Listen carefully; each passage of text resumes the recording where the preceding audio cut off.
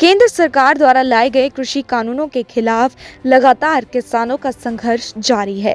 वहीं इसी को लेकर राजनीतिक गलियारों में भी आरोप प्रत्यारोप का दौर चल रहा है, जिसको लेकर राज्यसभा सांसद दीपेंद्र सिंह हुड्डा ने केंद्र सरकार पर हमला करते हुए गन्नौर हलके के गांव पुरखास में आयोजित किसान महापंचायत को संबोधित किया, जहां उन्होंने कहा कि हरियाणा की गठबंधन सरकार ने प्रदेश को देश भर में बेरोजगारी में नंबर 1 बनाया, अपराध में नंबर 1 बनाया, सबसे ज्यादा निवेश वाले हरियाणा की अर्थव्यवस्था चौपट कर दी।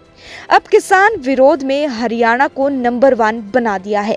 उन्होंने कृषि कानूनों के खिलाफ लड़ाई में सभी का आह्वान करते हुए कहा कि इस सरकार के कारनामों से हमें मिलकर एकजुटता से लड़ाई लड़नी होगी। किसान मजदूर की आवाज में इतनी ताकत होनी चाहिए कि उनकी एक आवाज पर देश की संसद हिल जाए।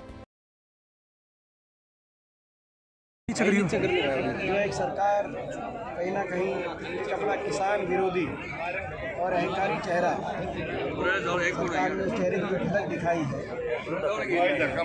भाग्यपूर्ण है। हम सरकार से कहना चाहते हैं कि सबक लें। बड़ौदा और सोनीपत के चुनाव से लेकर पंजाब के निकाय के चुनाव का नतीजा जो 2 दिन पहले आया, उससे सरकार सबक ले।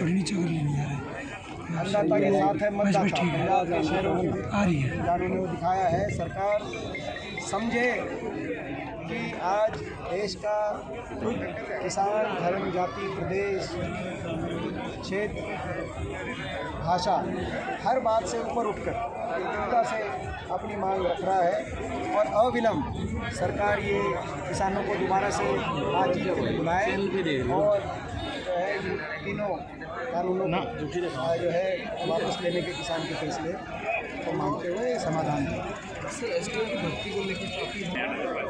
जो रोल्स एंड रिस्पॉन्सिबिलिटी होती है, नॉमेनक्लेचर का फर्क है। नॉमेनक्लेचर का फर्क है, मगर रोल्स एंड रिस्पॉन्सिबिलिटी और जो हायरार्की है वो सेम है, सबको पता है। प्रश्न ये नहीं था।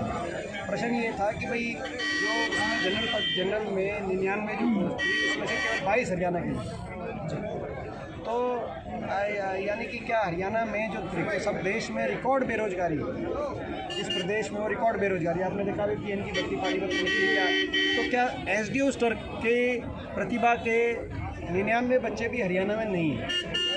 मैं ये सरकार से सवाल पूछता हूँ, क्या एसडीओ पद की के जो है कि क्वालिफिकेशन के ये कोई मतलब कोई ऐसी कोई पोस्ट नहीं है इसमें? तो ये एक बड़ा वही पहले जो आपको याद होगा उस समय भी ये हुआ था। उस समय ये जो जेजेपी वाले जो हैं, इसी को तकलीफ इसलिए है कि ये हर चीज़ पे इन्होंने केवल किसान के साथ धोखा नहीं किया, जेजेपी पार्टी इन्होंने नौजवान के साथ भी धोखा किया। पहले एसडीओ बाहर लगे थे तब ये शोर मचाते थे, अब जाके इनकी सरकार में वही भर्ती लेके आए हैं। इसी तरीके से इन्होंने पूरे हरियाणा के साथ धोखा दिया, जनादेश अपने वोटर के साथ भी दिया। लड़ाई लड़ी जाती है बीजेपी के आगे सरेंडर होके नहीं, बीजेपी को हरा कर। अभी पंजाब में निकाय चुनाव थे, अगर कांग्रेस कहती कि हम सरेंडर होते हैं, हम इस्तीफे देते हैं, हम लड़ेंगे ही नहीं, वॉक ओवर देते हैं। बड़ौदा में चुनाव था, हम कहते हैं वॉक ओवर देते हैं। इन्होंने वॉक ओवर दिया। नगर निगम सोनीपत में चुनाव में तो कैंडिडेट भी नहीं खड़े गए सारे शहर में, किसी शहर में। तो बीजेपी को हराकर, जब तक बीजेपी को झटका प्रजातंत्र के अंदर, जब तक किसी सरकार को हराकर उनको झटका नहीं दिया जाएगा, उनको वॉक ओवर देकर अगर कोई लाभ हो तो देश में बहुत सी हर प्रदेश में विपक्ष है, सारा विपक्ष इस्तीफा देते उनकी सरकार अगर गिरती हो तो। मगर प्रजातंत्र के अंदर जो 23 की 23 जो प्रदेश हैं उनमें अगर विपक्ष इस्तीफा देगा तो क्या सरकारें वो गिर जाएंगी? गिर जाती हैं तो फिर तो जो भी विपक्ष आएगा वो इस्तीफा देगा, फिर गिर जाएगी। प्रजातंत्र के अंदर हरा कर जो हमने बीजेपी की बड़ौदा में नाक रगड़वाने का काम किया और सोनीपत चुनाव में नाक रगड़ाने का काम किया, जब इन्होंने बीजेपी की मदद करने के लिए एक उम्मीदवार दिया, इनको चाहिए था कि जब बड़ौदा में चुनाव हो रहा था, अगर ये तो बिला चुके थे कि आंदोलन शुरू हो चुका था, कि इनको चाहिए था कि कोई जो है या तो समर्थन करते कांग्रेस पार्टी का, मगर इन्होंने उम्मीदवार ऐसे दिया जो कुछ किसी तरीके से वोट बांटें ताकि भाजपा को बीच में चलने का रास्ता मिले। तो ये जो सोच है, इस सोच पे उनको आत्ममंथन करना चाहिए।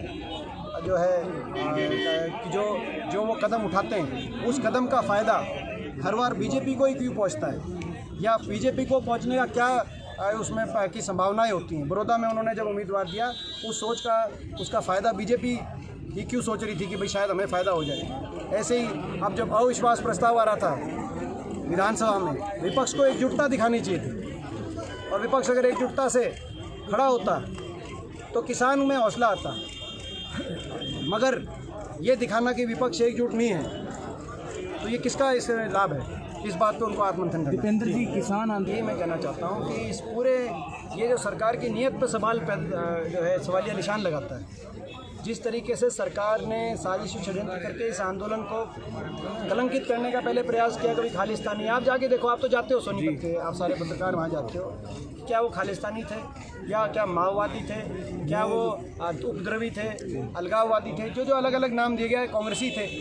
तो ये सरकार ने जिस तरीके से इसको आंदोलन को कलंकित करने के लिए अपने दुष्प्रचार का प्रचार तंत्र के माध्यम से दुष्प्रचार करने का काम किया, और बाकी भी सरकार ने जिस तरीके से रास्ते बंद करवाने वाली बात हो, चाहे आपने बीच में देखा होगा भाजपा से जुड़े हुए कुछ लोगों ने जो शांति प्रिय तरीके से बैठे हुए लोगों पर जो है वहाँ पर जो है आपने देखा नारेबाजी, पत्थरबाजी वो जो करने की बात, तो क्या उसमें मतलब कौन सा लोकतंत्र है जो इस चीज़ की इजाज़त देता है?